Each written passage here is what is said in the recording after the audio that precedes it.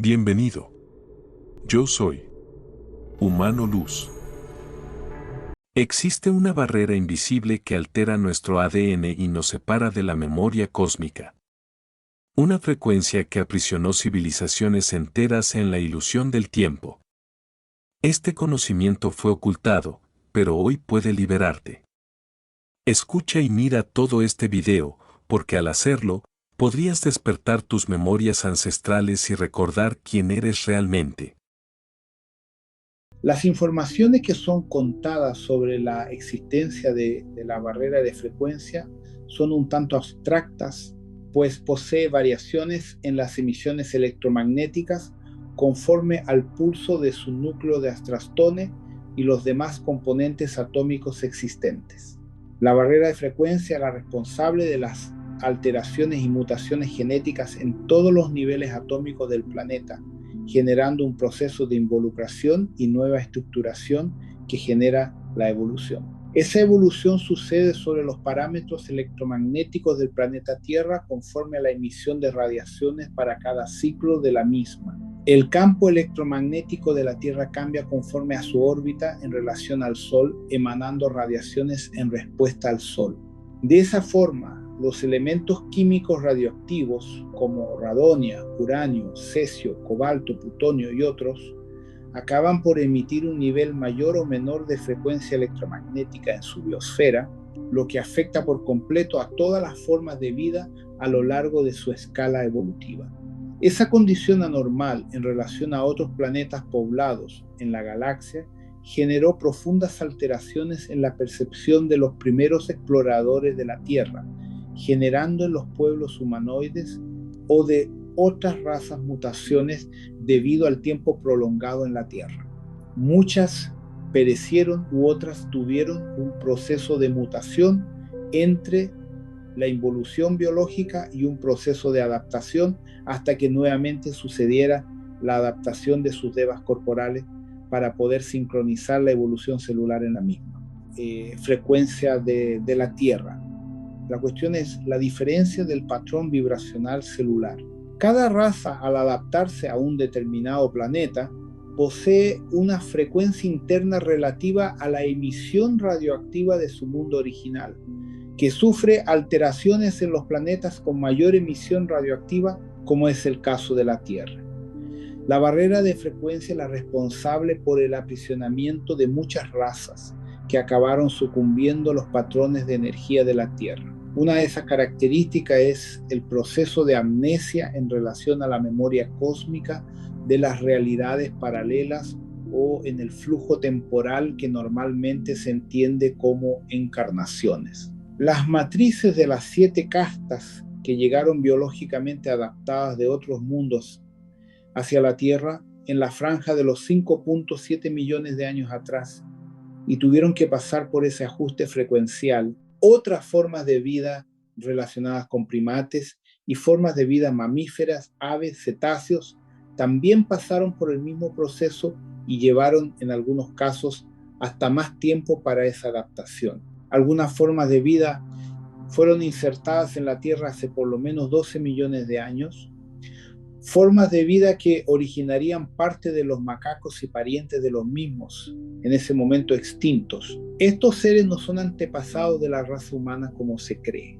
Sin embargo, parte de los genomas de adaptación para poder soportar las nuevas frecuencias en la Tierra por parte de las 7 castas fueron extraídas de algunos simios que llegaron antes que esas 7 castas. Esas razas fueron usadas para su propia evolución y al mismo tiempo para proyectos de exportación de sus genes hacia planetas próximos, como en la constelación de la Osa Menor, en las inmediaciones de la estrella Polaris. La utilización de genomas bien adaptados de esos simios no significa que ellos sean los antepasados directos de las razas humanas y que fueran testadas y evolucionaran en el pasado de nuestro planeta. La barrera de frecuencia actuó de forma diferente para cada raza insertada en la Tierra, conforme a su origen anterior y a los niveles de radiación que ellas habían absorbido. La adaptación de los devas de los órganos tiene relación con las matrices biológicas entre las dimensiones más densas y la radiación taquiónica en las esferas superiores más allá de 8D. Las matrices genéticas de las 7 castas acabarán por sufrir mutaciones cada una de ellas. Ellas ya han pasado por las mutaciones en sus respectivos planetas y fueron diferentes. Ese aspecto ocurre antes de la llegada de las almas dividido por espíritus que habían aceptado la propuesta encarnacional en el planeta. Para cada ciclo del planeta fueron generados diferentes aspectos en los procesos de evolución, involución o simplemente mutaciones genéticas y adaptaciones genéticas para los parámetros específicos de la Tierra. Esa condición no era del conocimiento de muchos exploradores estelares, pues algunas radiaciones residuales no eran fácilmente detectables por los instrumentos de los investigadores. Solamente cuando ya era tarde, ellos percibían los procesos bioquímicos y psíquicos que sucedían. Como muchas razas fueron colocadas en exilio político en diversas ocasiones a lo largo de sus últimos 3.2 billones de años, pasaron a representar razas que para sobrevivir, cuando lo conseguían, se refugiaban en las ciudades intraterrenas o dobleces temporales y espaciales, totalmente impenetrables, creando realidades paralelas en la línea temporal y de la densidad física de la Tierra. En ese proceso podemos incluir razas anteriores y posteriores de humanoides, reptilianos e insectoides. Perciban cómo eso genera una dificultad en el estudio cronológico de la llegada de seres estelares a nuestro planeta. Esas historias se repiten con frecuencia en diferentes líneas de tiempo y eras de nuestro planeta, pero acaban pareciendo ser la misma, como es el caso del contexto bíblico y cultural de la existencia de una Eva y de un Adán. Cada raza recibió esos progenitores primarios en diversos momentos de la historia del planeta y en cada uno de sus ciclos internos, motivo por el cual la historia o leyendas se repiten. La presencia de visitantes también es un aspecto repetitivo de millones de años, siendo que muchas veces esos visitantes eran provenientes de los mismos sistemas solares en diferentes líneas de tiempo y dimensión. La barrera de frecuencia es responsable de algunos sucesos y fracasos en el programa genético y colonial de los diferentes grupos de las federaciones de nuestra galaxia y de otras más distantes. El planeta Tierra posee diferencia en el nivel de emisiones radioactivas en relación a los otros planetas morontiales, volviéndose todavía más complejo.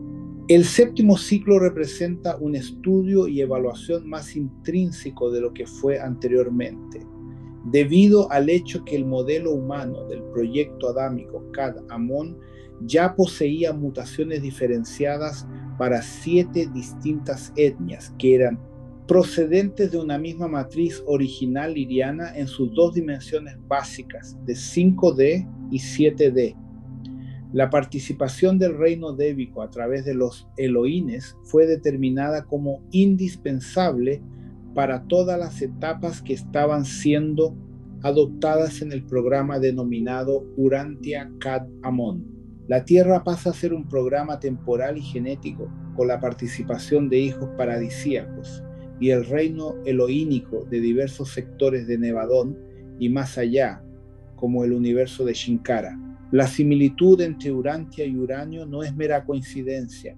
Urantia deriva de la cantidad de yacimientos de ese material radioactivo en la Tierra que es superior a otros planetas.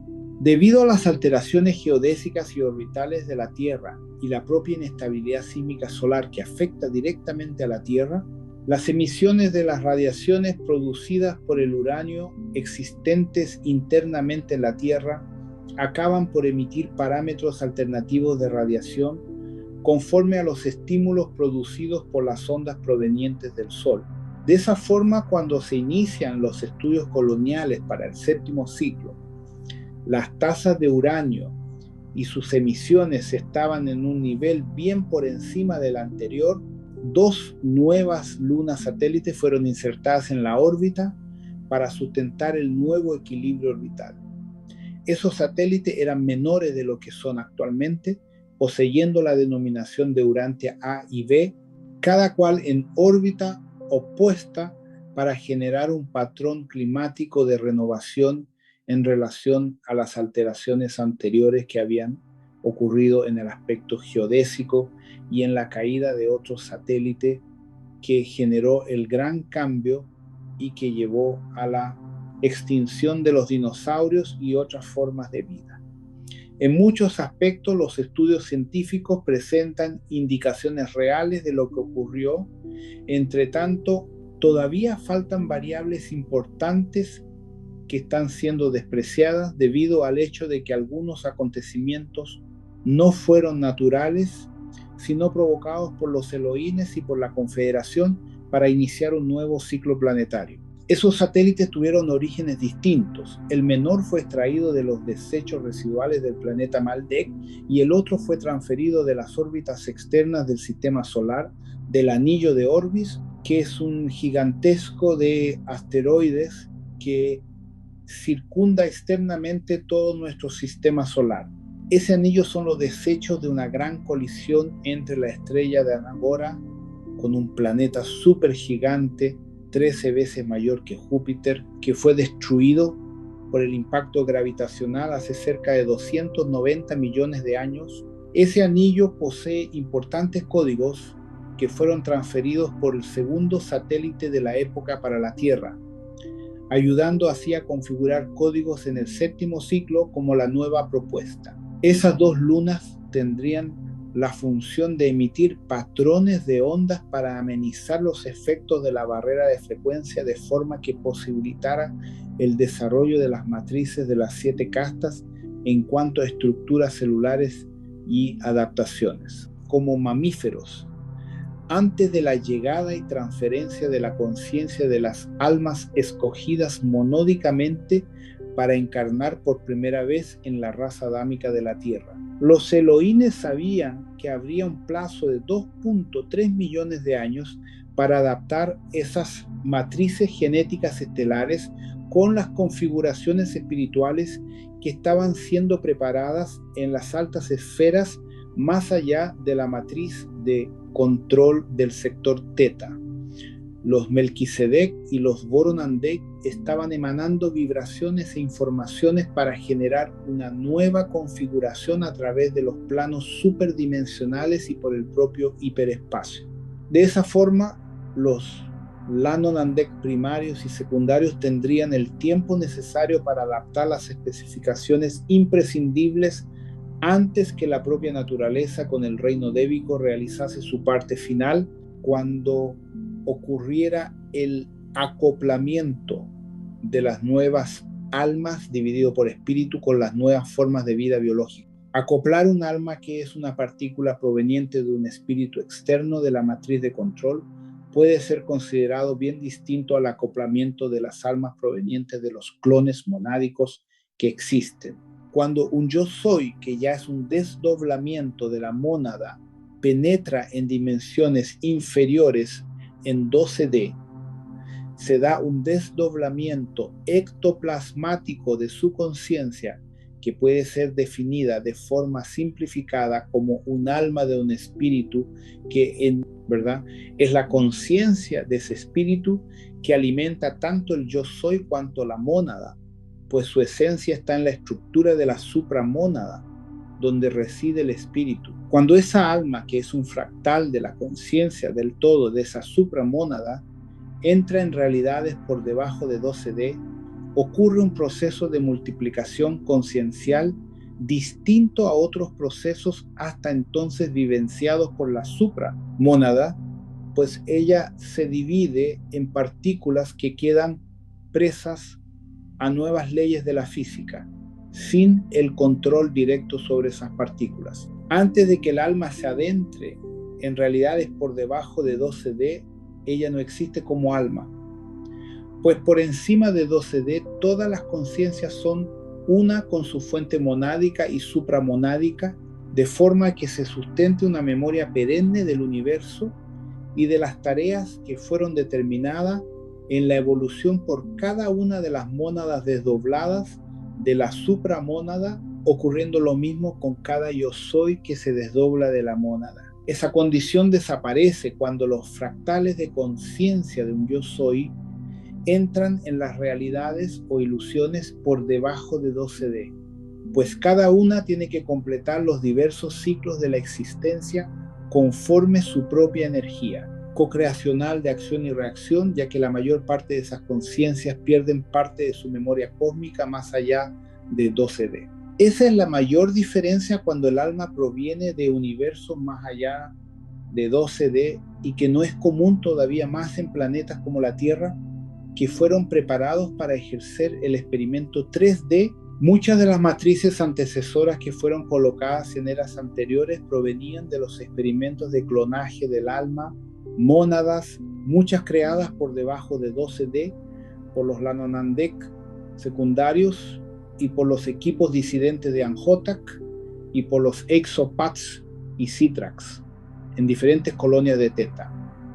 La nueva propuesta del planeta abordaba configuraciones distintas con consecuencias mucho más completas en la fusión de genomas cósmicos que todavía tendrían que ser desarrollados en el contexto galáctico junto al Consejo Shamuna. El séptimo ciclo es la materialización de la Orden de los 7 rayos, permitiendo que muchas almas de los reinos internos del planeta solicitasen la oportunidad de unirse al experimento. Después de la llegada del grupo de almas provenientes de las esferas más allá de 12D, parte de los maestros ya existentes en los reinos internos del planeta recibieron la autorización para entrar en contacto con las nuevas conciencias acopladas. Posteriormente al séptimo ciclo de reproducción sexual de esos espíritus almas acopladas o encarnados en las nuevas formas humanas, los maestros comenzaron a encarnar en la línea física junto a las almas supradimensionales que ya estaban en su séptimo ciclo encarnacional. La matriz del número 7 comienza a ser diseminada en la cultura psíquica de la humanidad. La codificación universal del número 7 comienza a ser la llave para diversos ciclos evolutivos en la Tierra en resonancia con otros planos y realidades paralelas que el planeta todavía mantenía. Los maestros de las esferas de la Tierra, en colaboración con el Consejo Shamuna, crean a través del foco de los Kumaras un trono espiritual de los equipos micaélicos de forma permanente en la Tierra, generando la transferencia permanente de ese foco luminal para toda la eternidad del planeta. Con eso, los maestros de las diversas esferas de la espiritualidad de la Tierra realizan actividades para transferir los designios de Mika para la Tierra y para los planetas envueltos con la misma, además de la cuestión de la órbita hexagonal y del conjunto Alcione. El nuevo foco Kumara fue restaurado desde la llegada de Sanat Kumara al planeta. En este punto tenemos que realizar un aporte importante. El proceso creacional reservado en muchas leyendas sobre la presencia de Sanat Kumara en la Tierra ocurre alrededor de 7 millones de años de nuestro contagio, en un ciclo evolutivo en el que el planeta Venus pasa por su salto cuántico planetario después de una gran guerra y las respectivas consecuencias con los reptilianos de Orión. Sanat Kumara transfiere hacia la Tierra parte del genoma adámico venusiano, que era la evolución de un genoma de Lira. Todo el material genético que no alcanzó la marca mínima de energía en Venus fue transferido para la Tierra en esta ocasión.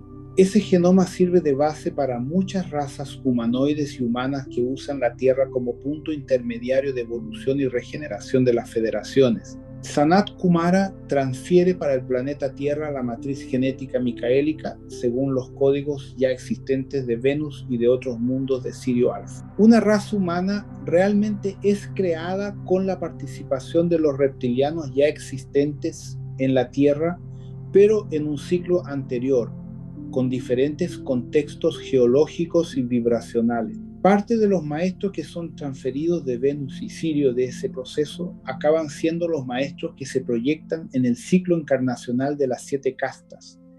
El proceso evolutivo de la raza de Venus no ocurre por el ciclo encarnacional convencional, pues ellos controlaban la barrera de frecuencia y conseguían evolucionar en 4D y 5D sin entrar siempre en el flujo vibracional de 3D. Algunas almas, no obstante, se volvieron hacia el ciclo de 3D y pasaron a vivir junto a otras razas estelares del planeta, teniendo su evolución interconectada a la presencia de las federaciones y cuestiones políticas de las casas de comercio. Sanat Kumara forma parte del flujo vibracional denominado Doxalá, que representa la energía de Cristo Mika y de sus enviados, motivo por el que los Kumaras representan ese flujo de energía. Esa energía existía antes de la llegada de Sanat Kumara en la Tierra, pero a través del flujo de energía morontial. Con la presencia de los Kumaras de Venus, un nuevo ciclo es implantado en el planeta. Fue necesario que eso ocurriera antes de la marca inicial del séptimo ciclo, para instaurar nuevas frecuencias Kumaras en la Tierra. Sanat Kumara y sus discípulos podrían haber partido hacia otros mundos, pero la Tierra fue escogida para proteger el legado micaélico de una invasión reptiliana negativada como sucedió en Venus. De esa forma, los equipos de Sirio y de otras federaciones, además de la presencia de la Confederación, se volvieron efectivas durante las negociaciones entre las razas que ya habitaban la Tierra y la delegación de la nave Shambhala con sus más de 3 millones de tripulantes. Shambhala es una gigantesca nave madre de la Federación de Sirio Alfa que efectuó la transferencia de los emisarios Kumaras de Venus y su civilización y que optaron por quedar en las frecuencias de 4D a 5D.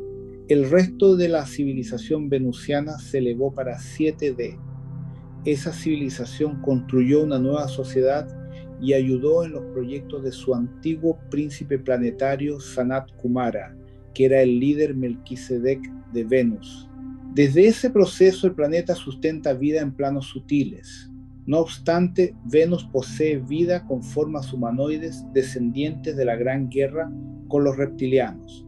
Hace más de 7 millones de años, Shambhala representa una nave que fue transferida hacia el plano interno de la Tierra, pero tenemos que resaltar que antes de eso el núcleo de la Tierra ya poseía otra ciudad y nave con la misma designación de Shambhala, que estaba presente en las esferas sutiles en colaboración con la ciudad de Agartha desde el contexto colonial de Sauron y los primeros dragones alados y las hidras de la Tierra. Shambhala representa un vórtice de Kumaras, un portal de esta egrégora, motivo por el que ya existía ese foco en la Tierra. Con la llegada de Sanat Kumara y su nave madre se da la fusión de ambas, generando otra realidad paralela evolutiva en la Tierra con un enfoque en el futuro séptimo ciclo, que todavía está por venir.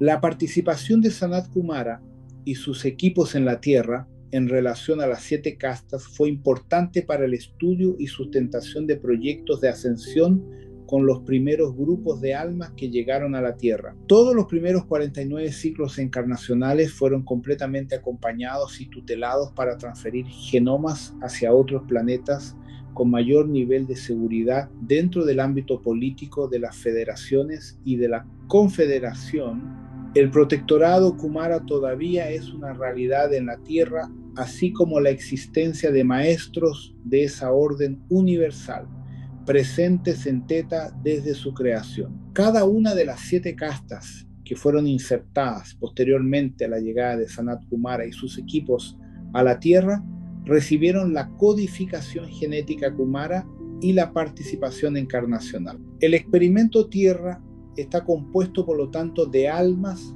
provenientes de mónadas lejanas y de maestros que ya residieron en la Tierra en otras esferas dimensionales. El espíritu alma proveniente de esas esferas cósmicas no conocía realidades inferiores a 12D. Consecuentemente era una aventura a oscuras en la que solamente existían los relatos de las almas divididos por espíritus anteriores a los hijos paradisíacos y de los miembros de la supraconfederación que ya habían efectuado esa peregrinación. De forma general, para las nuevas almas dividido por espíritus enviados hacia el séptimo ciclo evolutivo de la Tierra, era un desafío y una aventura de conciencia.